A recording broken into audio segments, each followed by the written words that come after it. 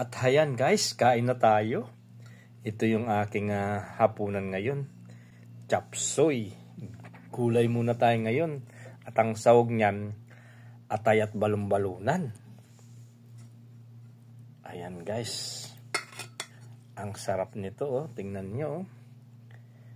Fresh na fresh yung gulay na binili ko. At napakasustansya ng gulay na ito. Kumain kayo ng gulay, sabi nga nila, para humaba ang buhay nyo. At ito, nagsawa na rin ako sa mga karne-karne at maggulay tayo ngayon. Dadamihan ko na guys para mabusog tayo at lagyan natin ng maraming sabaw. Ang daming linagay ko na sabaw para makahigop na rin. At ayan guys, yung ating chop suey na masabaw. So ayan, let's eat! Bismillah! Ayan, kain na po tayo. At magbahog tayo ng sabaw. At itong cauliflower. Ang sarap. At ito yung tira ko na adobo ng isang araw. At nagsawa na ako sa adobo. Nagluto ako ng ito nga chop suey. At pag hindi ko na ubus to guys, iluto natin ng pansit na naman. Kailangan mataktika ka sa pagluluto. Marunong ka magluto at marunong kang dumiskarte para hindi ka magsawa sa pagkain. Itong ulam. Harap.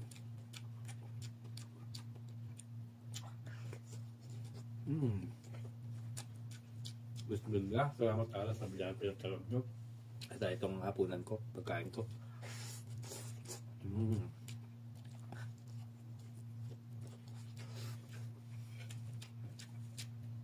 May kamayan na lang ako guys. Mas masarap kasi yung nakakamay, di ba? Nasap na nasap mo yung kinakain mo. Balon-balunan. Napakalambot ng balon-balunan guys. At ito hatay. Hatay.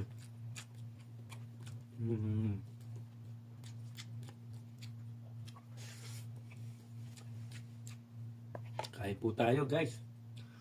Ayan, magkapunan na tayo.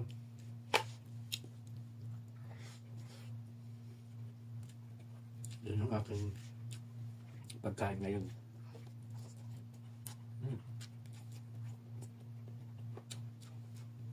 Biro mo, kung magluluto ka, malaking katipiram. Kaysa gagastos ka, bibili ka sa labas, di ba?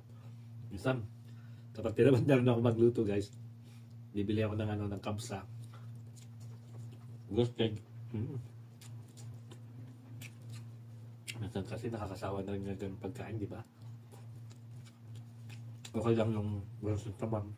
Pero kung 3 beses ka kumakain ng isang linggo, nagsasawa ka rin.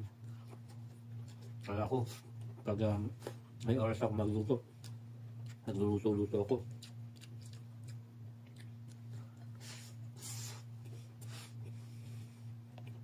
Katulad yan, no? Diba?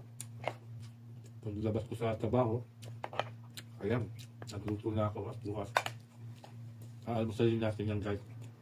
At kung mayroong tira pa, hapunan na rin. Harap. Cauliflower, oh.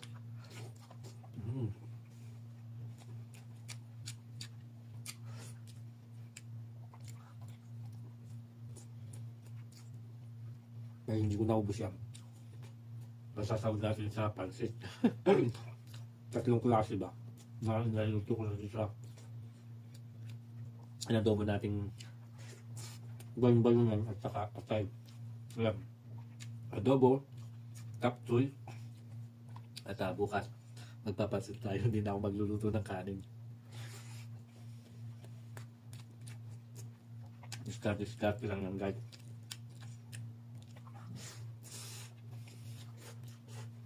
Sarap. Nakuha ko tuloy ako.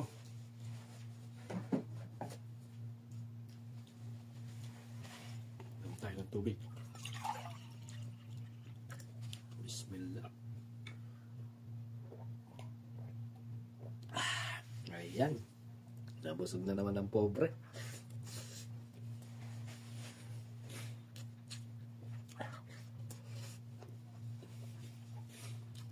Busin na natin.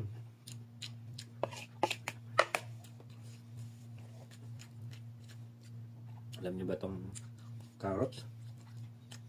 Maganda rin sa katawan yan.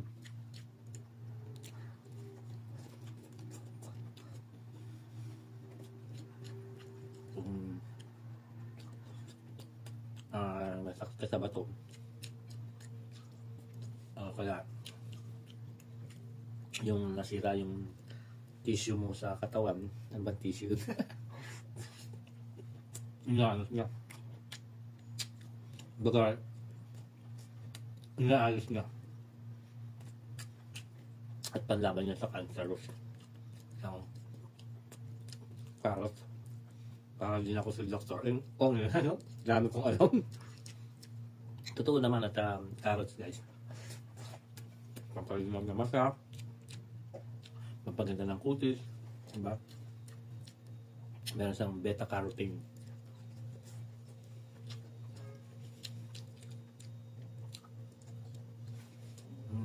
Harap. Nabot ko na, guys.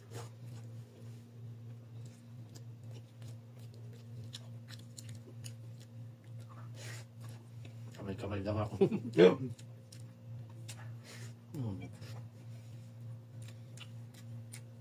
Balak ko sana, guys.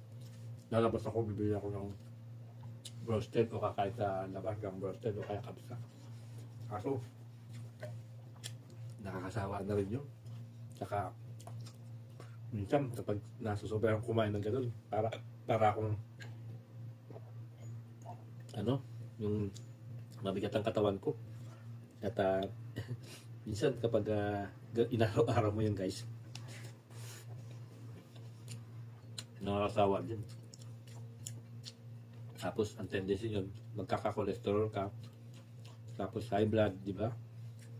Kaya iwas-iwas din tayo sa pagkain ng ganyan, ng mga tatabang pagkain, guys.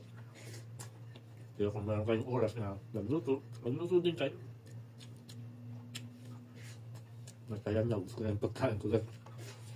Alhamdulillah, salamat pala sa aking hapunan ngayon.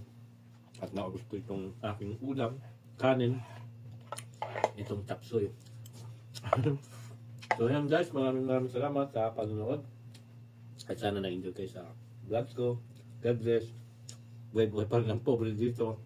Paano mamuhay, paano dumiskarte, at paano mag-survive. God bless!